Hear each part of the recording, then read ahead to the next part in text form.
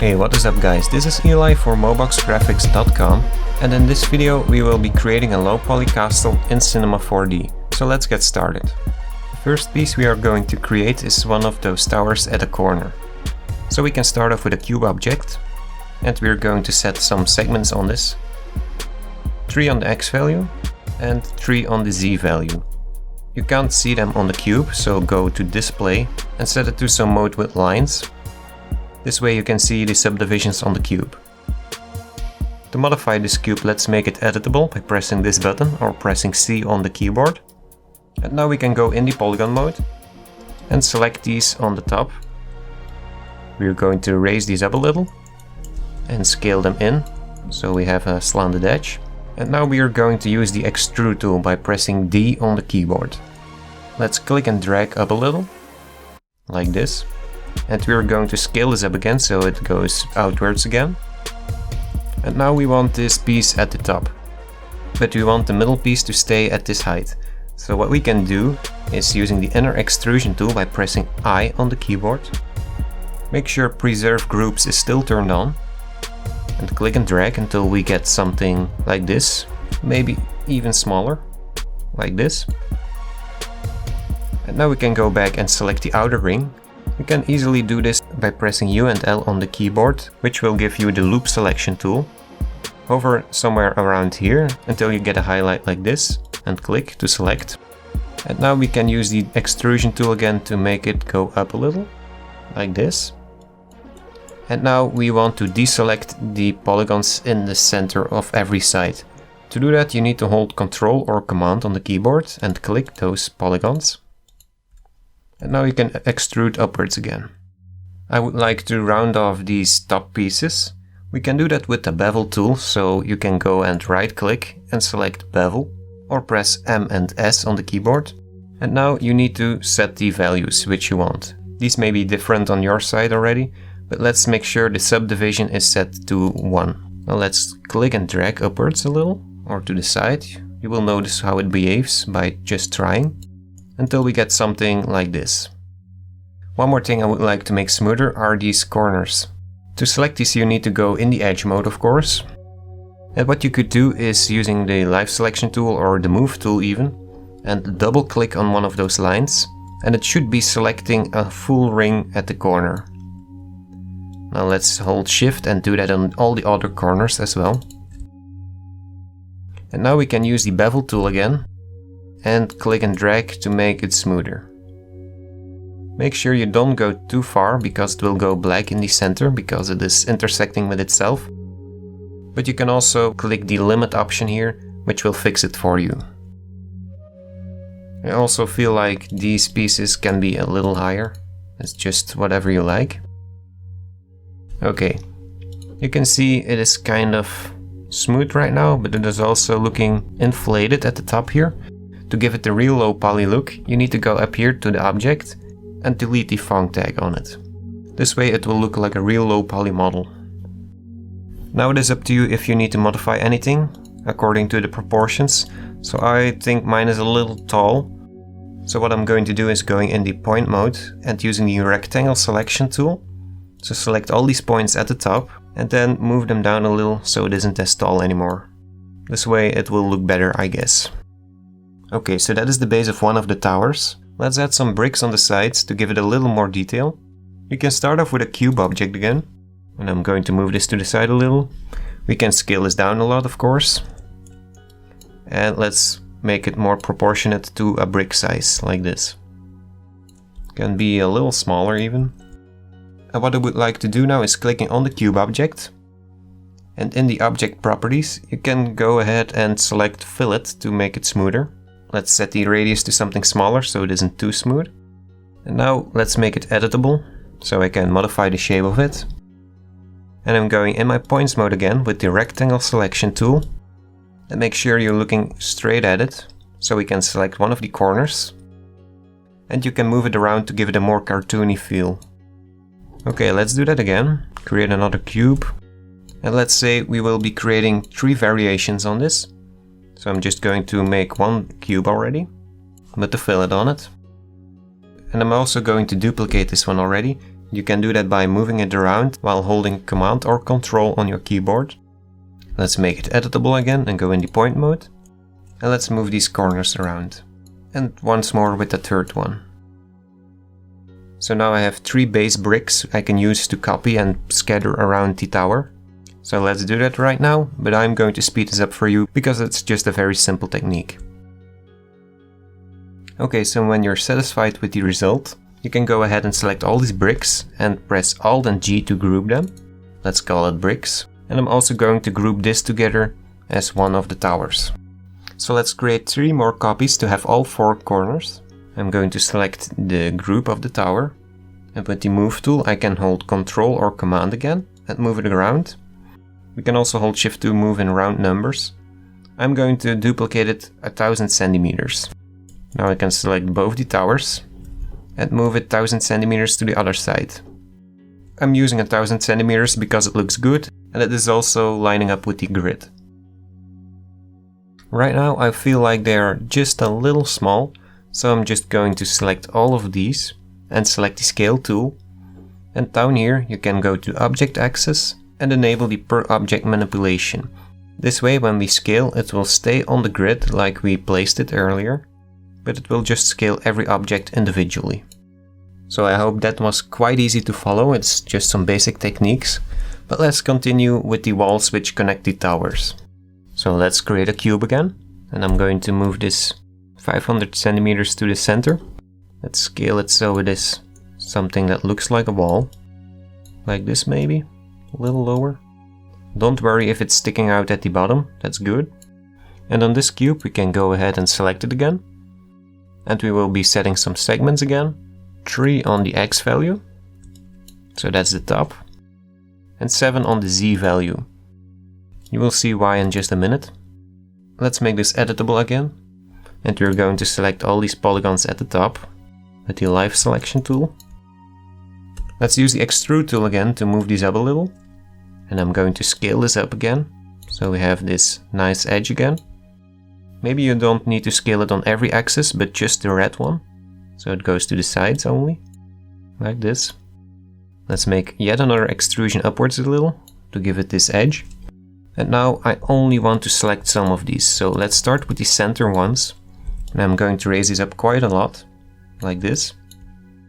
Then let's skip 1 polygon, and I'm going to select these 4. And move these up a little again, but not as high as the other ones. So we have a little variation. Now we can go ahead and select these 2 again, so we have every top polygon of these extrusions. And let's go back to the Bevel tool by pressing M and S or right clicking and selecting Bevel. The subdivision should still be set at 1. So let's go ahead and click and drag to make it smoother. There is the possibility that it will not look correct from the first try. So let's try a second time, and you can still see it's not working. And that is because you need to look at the icon below the cursor. So in this case you can see it is something square that was giving us the wrong bevel. You can also select it at the corners, that will look like this. But as you can see on the icon, this is the look we want, so that is when you don't hover on anything selected. So this way when we click and drag again, it will look better. Also don't forget to delete the font tag again. And maybe we also want to make some extrusions on these other polygons at the sides, so things wouldn't fall out of the center path. Okay, so what I'm going to do is going back in the tower at the corner and select these 3 first bricks we created, which are the base models, and let's just copy and paste them outside of it, and now we can place them on the walls.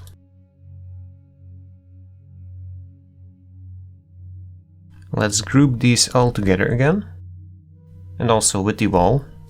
Let's call it wall. And now we can make duplicates of these again while holding Ctrl or Command and moving it 1000 centimeters. So I'm going to select both the walls and use the rotation tool to make a duplicate of this. So you can still do that with the Command or Control key. In this case you can see the walls are moving on its own axis. And that is because we still have this per object manipulation set at the Scale tool. So deselect that. And now we can try again. And it should be moving at the center of the selection, instead of every object on its own. Okay, so this is starting to look more like a castle already. It looks like I have a gap on this side here, So let's select these walls and maybe move them. That's just not enough, so they are not large enough. So we can use the scale tool and scale them on the Z-axis just a little. Okay, that looks good now. So now we would like to create a gate at the front. You can pick either one of the walls, but I'm going to pick this one. I'm going to delete some of these bricks at the center and maybe move these to the side a little. So now these 3 polygons will be representing the gate. Let's select the wall and go in our polygon mode. I'm going to deselect the ones that were selected at the top. And I would like it when the gate would start somewhere around here at this line. So I would need a new line at this height, which we can do by creating a loop cut. To do this, you need to press K and L on the keyboard to select the loop cut tool. You can also right click and select the loop cut. If you're on an older version of Cinema 4D, you will have something which will be the knife tool. And with that one selected, you will need to set the mode of it to loop. And that will basically do the same thing. So let's use this and create a new cut somewhere around here. And now I'm going to select these 3 polygons and extrude them inwards, like this. And what I would like to do now is creating some rounded corners. We can do that by going in the edge mode and selecting this edge here and this one as well. And now let's go back to the bevel tool by pressing M and S. And for this one we can use a lot more subdivisions to make it really round. Something like 10 maybe. You can see the rounding is starting, but we also need to set the offset to something larger. So something like this. Now we have nice rounded corners. Let's also create some quick doors. We can do that with a cube object again. Let's move it to the side here. And you can just quickly scale this until it looks like something that fits in the door. It doesn't matter if it overlaps the other parts. You even want that so there are no gaps. I'm also going to create a second one by duplicating it. Let's also leave a little gap in between. And I'm going to rotate this one so it looks like it is opening. But I also want to select both of them so they are kind of centered. Let's also create some handles for this. I'm going to improvise and use a cube object and also a torus object. So let's select these both and move them up a little so I can see what I'm doing. I'm just going to rotate this torus, which will be the handle, and the cube will be the piece that connects it with the door. So something like this. Let's scale it down and move it in place. And create a second one again. And this should look fine. Let's group this all together again, which will be the door. And I'm going to place this inside of the wall group. Great, so that is the outer part of the castle. One final piece of the castle we need right now is the tower at the center. We can start off with a cylinder object, and we will be decreasing the rotation segments to something like 8 to make it low poly. Let's move it 500 centimeters to the side, and also 500 inwards so it is centered. And I'm going to scale this up a lot, of course. Let's also make it higher, something like this maybe, and then we can make it editable again.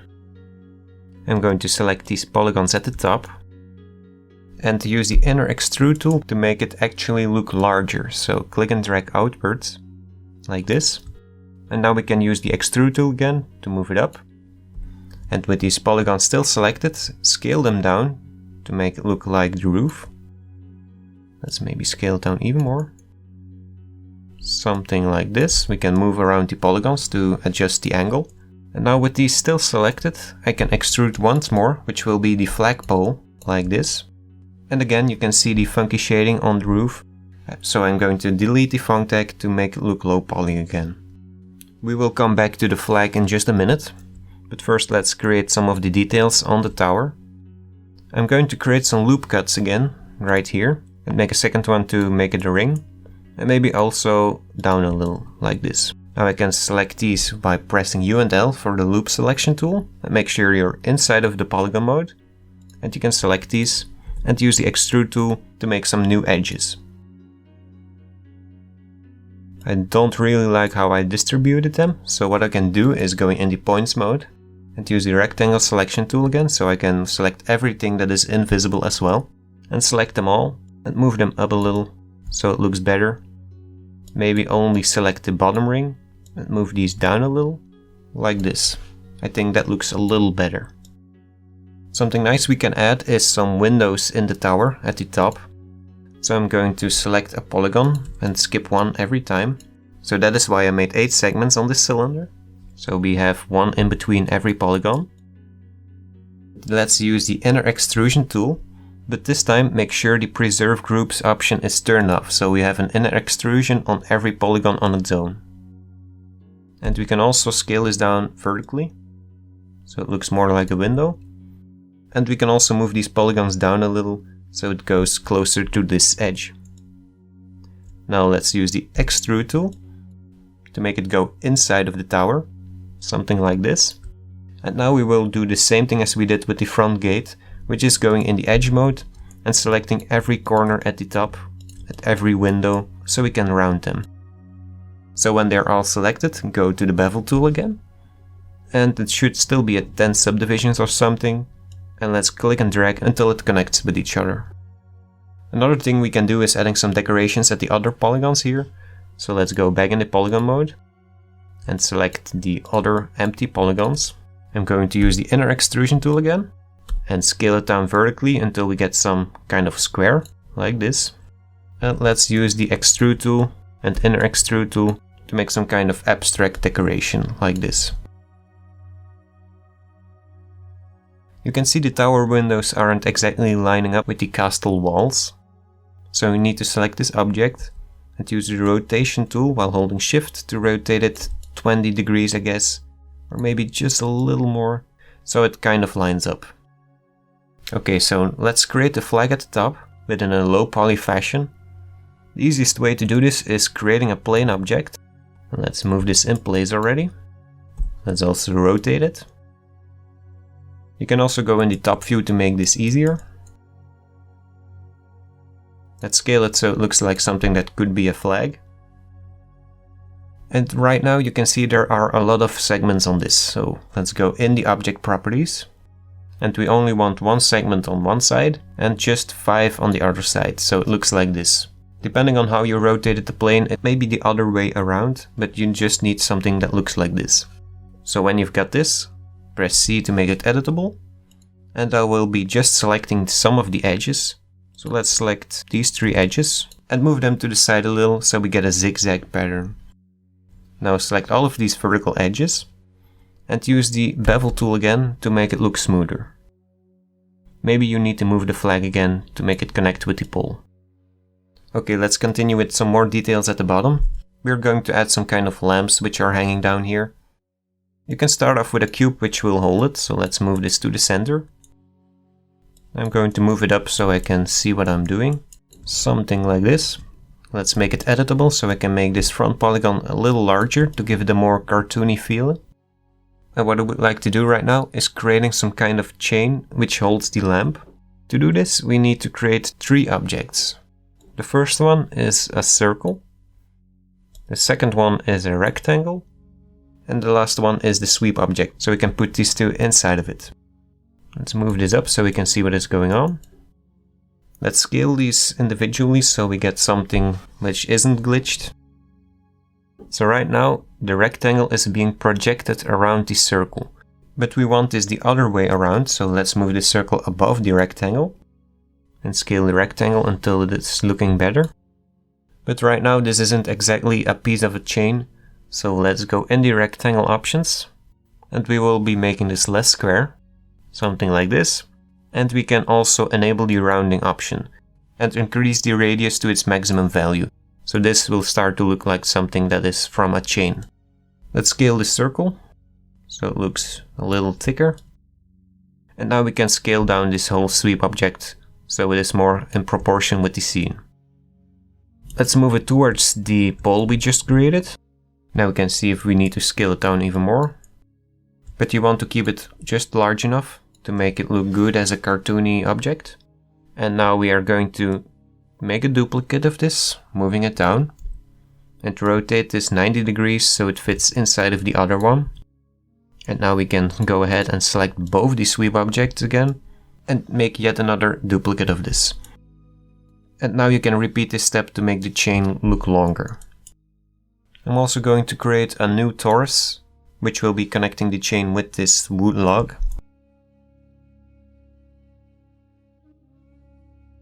Like this. And I'm also going to duplicate this to the bottom so it can hold the lamp, which we will be creating in just a minute. Let's group this all together as a chain. So now let's create the lamp object. The lamp can be created with a cylinder object again. And we're going to set the rotation segments to 8 again. Delete the Phong tag. Let's move it in place again. So we can scale it to something the size of a lamp. And now we can make this editable again.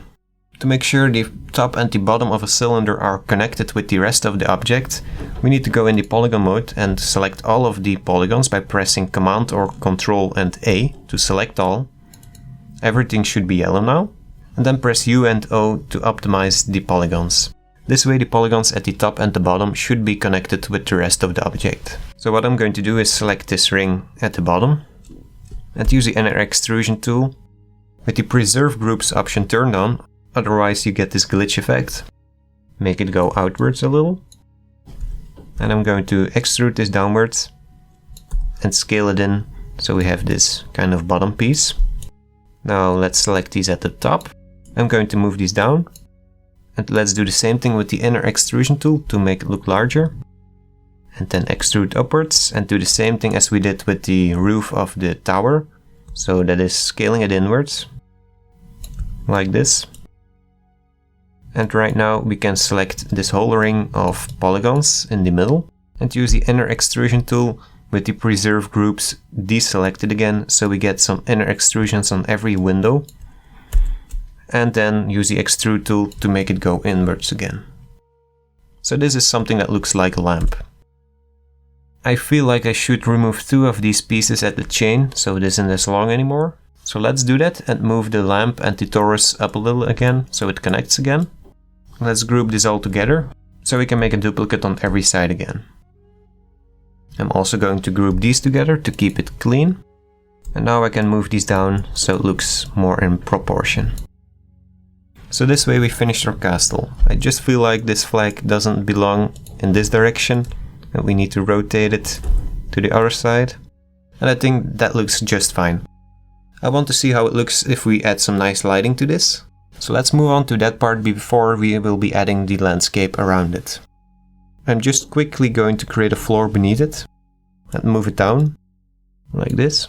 Instead of adding some lights to this, I will be using some objects that represent the light and use a global illumination effect. So the object I'm going to choose is a disc. Let's move it to the front of the castle. And you're going to make this really big. Also rotate it so it is pointing towards the castle. And move it back a little. I'm also going to raise this above the floor. Now we need to add a material on this. So create a new material. And we will be deselecting the color channel and the reflectance channel, but enable the luminance channel. We are going to increase the brightness of this to something like 180% and drag this material on top of it. Go in the render settings and add a global illumination. And let's add a secondary method which will be light mapping. I also feel like it will be looking better if it isn't gray. So I'm going to change the default color of the scene to white. You can do that by pressing Ctrl or Command and D. This should open this window down here. And at the bottom you should be able to change the color to something like 80% gray. Now let's take a look what happens if we render this. So that is looking quite amazing already, but I think I should move the disk so it looks better. So right now the front was a little bright and the back was a little dark. So let's move this up and rotate it down so it is hitting the light from another angle. Also going to make this way bigger and move it back a little so it isn't as intense at the front. Something like this. And let's try rendering again. And you can see this looks way smoother. You can see more of the details at the front again, but also the ones at the back. So at this stage I think we're safe to go ahead and create the landscape around it. But first I would like to determine from which angle I'm going to set the camera so I know how big the landscape needs to be. Let's create a camera and I'm going to click on this icon so I can see through it. let's increase the focal length so it looks like something that is zoomed in. And then zoom out in the viewport again. But you may be encountering the disk we just created, so it is actually in our way. To make sure the camera isn't seeing this disk, we need to right click on the disk and go to Cinema 4D tags and go to the compositing tag. Now we can deselect the scene by camera option. But in the viewport we still see it, which we can disable by clicking the stop circle until it goes red. Now it is easier to set the camera to something we like. So to continue, first thing we need right now is something we can swap with this flat floor object. So let's go ahead and delete this one already. And instead I'm going to use a plane object. You can scale this up until you can't see the edges at the corners. And we're going to add just some more segments on every side. Make sure the value is the same at both fields. And now I'm going to make this editable and go in the polygon mode. Select all of the polygons by pressing Command or Control and A. And now we can go ahead and right click and go down so we can select triangulate. This way we don't have squares, but we have triangles. Now I would like to move some of these triangles up a little and some of them down a little, so we don't have an exactly flat landscape, but something with more variation in it. We can do that by adding a deformer. In this case this will be the displacer deformer. Drag it on top of the plane object, so it is a child of it. And now in the properties we will need to go in the shading tab and click on this arrow so we can create a noise shader. This should be fine. Go back to the object tab and let's play around with the height of it. You don't want to go overboard with this because it will be a little too big. I would keep this at a very low value, something like 15 centimeters maybe. And we're also going to delete the font tag so it isn't as smooth anymore. We also need to lower this plane, of course, so it isn't intersecting with the walls. Somewhere about here. But you can also see the effect is happening inside of the castle and we don't want that. But luckily we can say where the displacement should be happening and where it shouldn't. So going back to the displacer and let's go to the fall off tab. And instead of the shape being infinite, we will set it to something like a sphere. Now this yellow sphere, which is inside of this tower right now, will be determining where the effect is happening or not. So let's move this to the center of the castle, like this. And we're going to scale this up so it is bigger than the castle, like this. Now you can see the effect is happening inside of the castle instead of around it. So we need to go back to the fall off tab. And make sure you check invert so it is only happening outside of it. Maybe also make it just a little larger.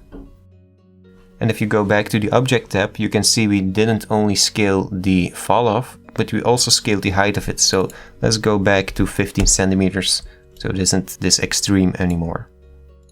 And I want to scale this plane up a little so I can see it at the top here. And the next thing I would like to do is creating a lake behind it. You can do that by selecting the plane, and after that we will go in the point mode and use the live selection tool. And down here at the options you need to go to mode and set it to soft selection. This way we have this new soft selection tab. And let's also increase the size of our selection tool. You can do that by holding the middle mouse button and dragging, like this. And let's start selecting some of the parts we want to be a lake. So something like this will be the lake. And you should notice the selection is turning yellow.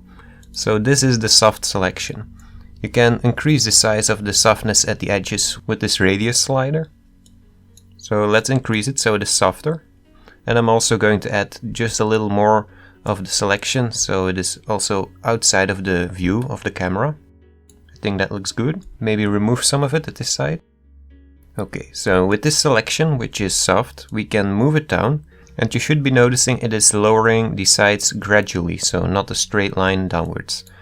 But in this case, it is even still a little steep for my liking. So I'm going to undo that and increase the radius even more. And I'm also going to remove some of it at this side, so it isn't going all the way to the edges. And let's try again. And I like this more. If you want to do it even more gradually, we can go ahead and remove even more of the selection with the live selection tool. So let's remove some of the edges, so the selection becomes smaller. and we only keep the centerpiece. And let's move this down again, and this way we have a nice lake. Okay, next let's add some water in this. We can do that again with the same technique using a plane object. Let's move it in place, and we're going to scale it up so it is covering the whole area. Something like this. Let's also increase the segments so we have squares again. And I'm going to make this editable again, going in the polygon mode and selecting all of them by pressing Command and A. And then right click and go to triangulate to turn them in triangles. This way we can add the displacer deformer again and drag it on top of the plane. Go in the shading tab, and we're going to add a noise effect again. And back in the object tab we can go ahead and increase the height of it. In this case I think it can be a lot stronger. So something about 30 to 40 centimeters in my case. Like this. It is up to you if you disable the font tag or keep it, but let's just delete it so it is fully low poly. We can add it back later if we want to. One of the last things we are going to add is some cobblestones in front of the gate and also inside of the castle on the floor. This will be the same technique as the bricks on the walls, but we will be using a cloner to distribute them. So a first step again is using a cube object. And we are going to make 3 variations on this, so let's duplicate the cube already. 3 times. And I'm going to select all 3 of them, so I can resize them to something closer to the size of a brick. Maybe first we need to add a fillet to this again and make it smaller, so there is some smoothing to it. Okay, let's make this first one editable and go in the point mode again. And I'm going to select both of these. I can also disable soft selection for this, we don't need it anymore. And I'm going to make this brick kind of crooked. Maybe select this corner and raise it up a little. Okay, so this can be our first cube. Let's go to the second one. I'm also going to make this editable again. And let's try something different with this one. It's just trying to make some different shapes on this, so it's up to you. And finally the third one. Something like this. Okay, so let's go ahead and create a cloner object by going to MoGraph and Cloner. And we can already set the mode to honeycomb array. Let's drag all 3 cubes inside of it. And you can see the cloning is happening, but in the wrong directions. So let's go in the options of the cloner. And we need to change the orientation of this. So let's take a look what happens if we change it. So in my project it needs to be the Y orientation, XZ. Let's move it to the floor. And as it is right now, they are pretty far away from each other. That is because we have the per step mode, but you can keep it like that. We just need to adjust the size of the width and the height. So let's decrease the value, so they almost touch each other. And let's also decrease the size of the height. I'm going to move this in front of the gate, so let's try to center this. But it doesn't need to be this wide, so I can use these yellow handles to decrease the size. Let's also make it longer already. And you will notice it also moves the cubes inside of it. So we will need to readjust the size of the height and the width again. But first of all, let's get the road size right. Let's see through the camera. Okay, so the road is going outside of the view, which is great. So now we can focus on the size in between the cubes. You can also increase the count to make it longer. And this way we have a nice road in front of the gate. Now we need to do the same thing inside of the castle, so let's just duplicate this cloner and move it inside. I'm going to try to center this with the top view. And actually, instead of resizing the cloner, I'm going to increase the count instead, like this. This way we have a nice floor for the castle.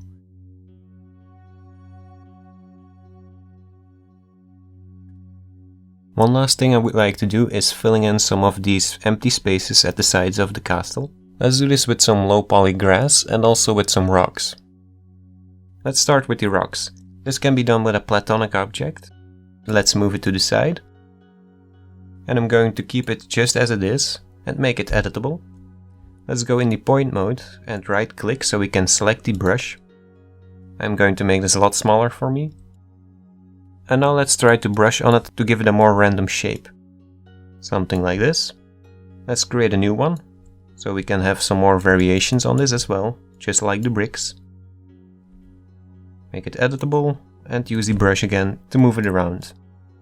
You can also add some variation to this by resizing everything. We can also add some extra variation to this by adding some segments to this, so there are more points to work with.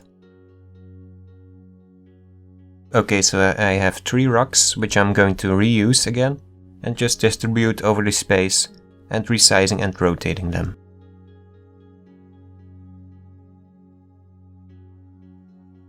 Also, if you rotated them, you can see the axis is lined up with the rotation, which makes it quite hard to move these around across the floor. To make this easier, you can just click this button, which will reset the axis to the world, and this will make it easier for you to move them around. So just make some duplicates, and that way it will not look as empty anymore. I also think it would look nice if we added some large boulders at the sides of the lake. So let's find some nice looking rocks and make them a lot larger so we can place them on the sides.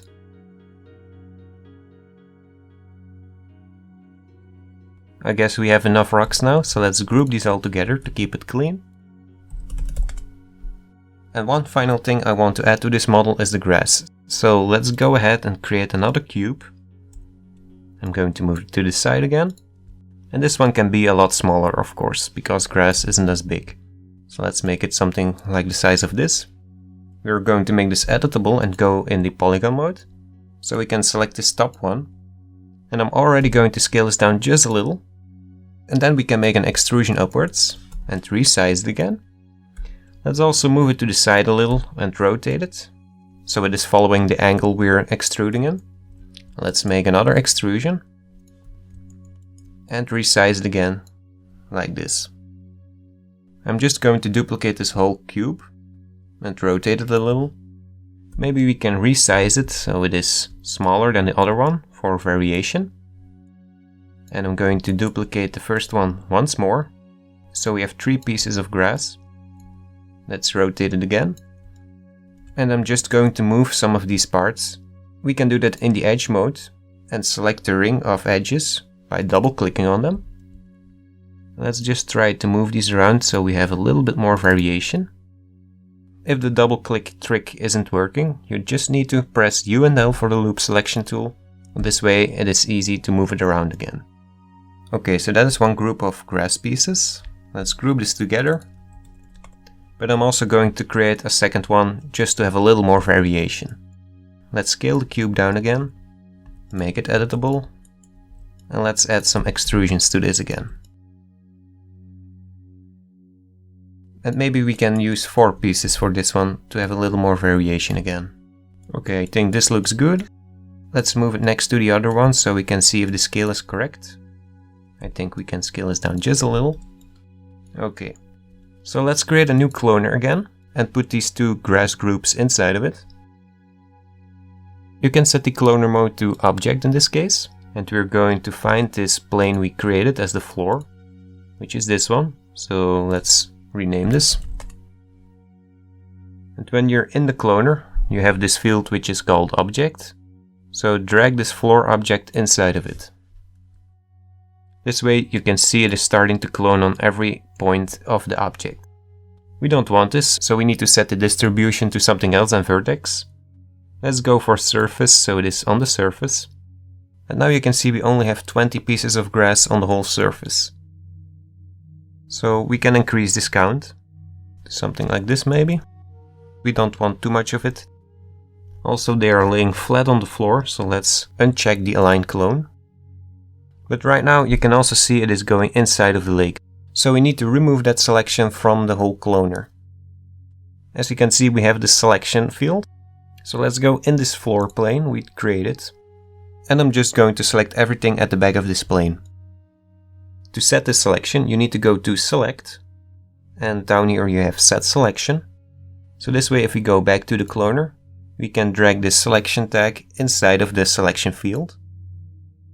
And this way you can see we only have the grass on this selection, so that is the other way around than we want it. Unfortunately, there is no invert option down here in the cloner, so we need to do this manually. Let's go in this selection, double click on the selection tag to get back to this selection. And this time we are going to invert the selection. You can do that by pressing U and I, which is I for invert. So to set this new selection as the selection we wanted, we actually need to delete the selection tag and create a new one. Let's go back to this cloner and drag it inside of this field. And you can see we have grass only at the front of the landscape. I'm going to increase the count even more. And if you take a closer look at the grass, you should be able to see that every piece of grass is orientated in the same way. So right here you can see these two pieces, and it is the same at the other clone, but we want a little more variation again. So what you can do is making sure your cloner is selected, go to MoGraph, and we are going to add an effector, which will be the Random Effector. Let's make sure you're inside of it. And down here you can see what it is affecting. We don't need the position to be affected. You can check the scale option and select the uniform scale. This way it will scale uniformly instead of just on one axis. Let's increase this just a little bit so we have a little variation in size, but the small ones don't get too small. And we're also going to check the rotation. You can try to rotate it on all axes, just try to look what you like. So by doing that it should look a little less empty. Let's check what a render of this looks like. What you can also notice is that everything that is inside of Cloner will be pure white compared to all the rest of the scene, which is 80% gray, so not fully white. You shouldn't worry about that if you're going to texture this, but if you want to make sure everything is at the same color, you may want to group everything together and drag one material on top of that. So I think this looks pretty amazing already. Maybe we can make this even more cute by adding some depth of field to this. You can only do that by going in the render settings and changing the renderer from standard to physical. Inside of the physical options you can check the depth of field option, so this is turned on, but if you would render this right now, there would be no difference because we didn't set where we want to focus on with the camera. So find the camera again, and we will need to go in the physical tab. And right here you can see the f-stop. So if you're familiar with movie cameras or DSLR cameras, you will know what this means. But for the ones that don't know this, the lower the value, the more depth of field you will get. In Cinema 4D, it all depends on the scale of your project. So we have something that is a couple of thousand centimeters large in this case. So we will need to set this at a very low value. I think something like 0.4 will give a nice depth of field for this, but we can just try and adjust this later. But another thing we need to do is going back in the Object tab, and we need to set the focus distance. The easiest way to do this is just clicking this pointer and clicking on the object you want to be in focus. Another option is just finding the object you want. So let's say we want the tower to be in focus. So that is this cylinder. And we can drag that object in the focused object field. So that way it will always focus on this tower. So let's try and render again to see if it is working. So maybe you can see a little bit of depth of field in the back here. So that means I need to decrease the f-stop even more. Don't be afraid to go in the 0.0 range even. So now you can see we have a real nice depth of field on this, where everything at the back and the front is blurred out, which makes it all look like miniature objects. Looking at this render, I see I forgot one detail on the castle, which are some props on the walls of the castle and on the towers. I'm going to add ladders, boxes and cannonballs on this. I think that kind of fits in the theme, and they are really simple to make. For the ladders it is quite easy. These are just a bunch of cubes, so I'm going to speed this up for you because it is quite boring to teach you guys, but just try to place them on a nice position. I also notice my walls are not lining up with the center of the towers, so I'm just going to move this quickly. The next thing I'm going to add are some cannonballs, so these are just spheres, so no big deal. Because of that, I'm also going to speed this up for you guys. And one final thing I'm going to add are some crates, which are just cubes, which I made editable, and selecting all the polygons and using the inner Extrude Tool and just making inner extrusions like this. And with the Extrude Tool I can move these in just a little to make it look like a crate.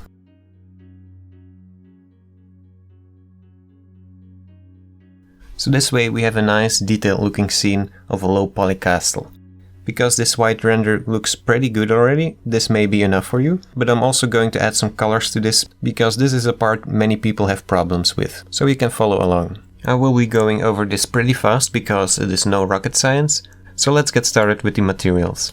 The first material will be for the castle walls. So let's create a new material.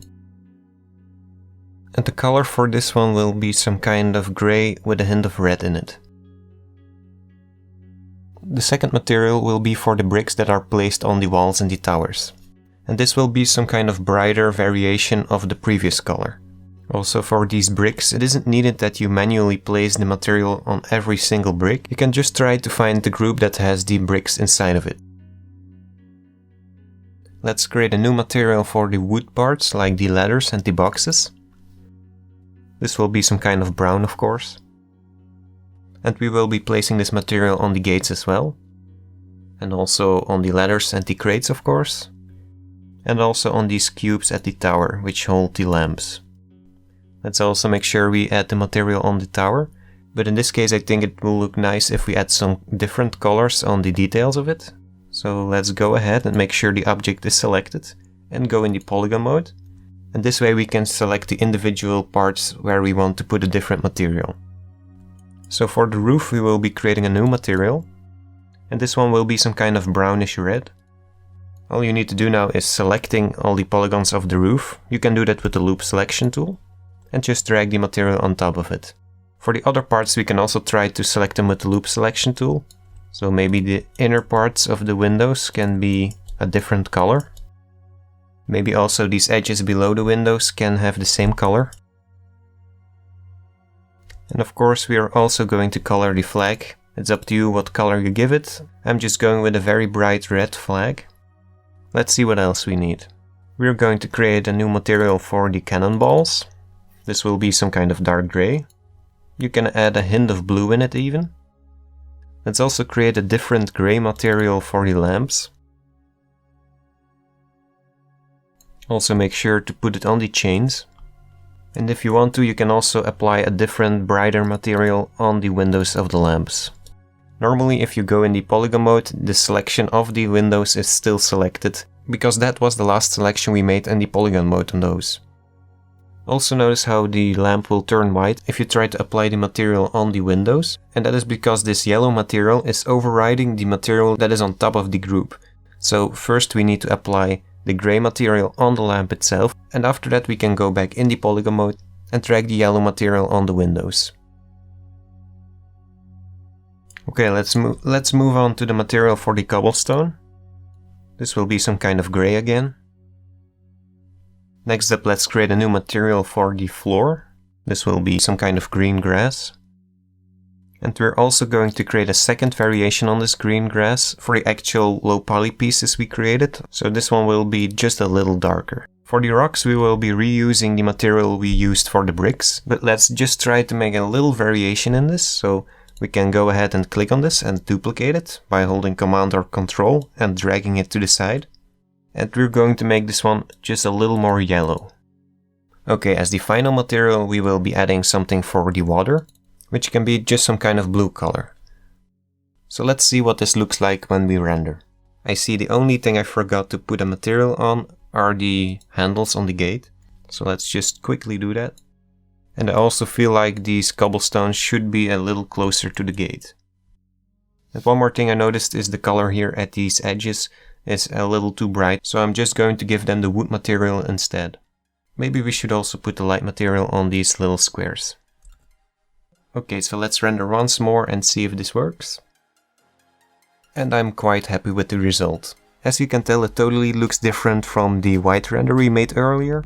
But I'm also going to add some screenshots of other renders I made before I made this tutorial, so you get a little inspiration what you can do with different colors. So by showing you that, I think you learned enough to create your own low poly castle right now. If you feel like sharing your result, you can find us on Twitter or Instagram. And also, if you want to download this exact project file I just created, you can go to the Patreon page and download it there. I hope you liked it, and I will see you in the next video.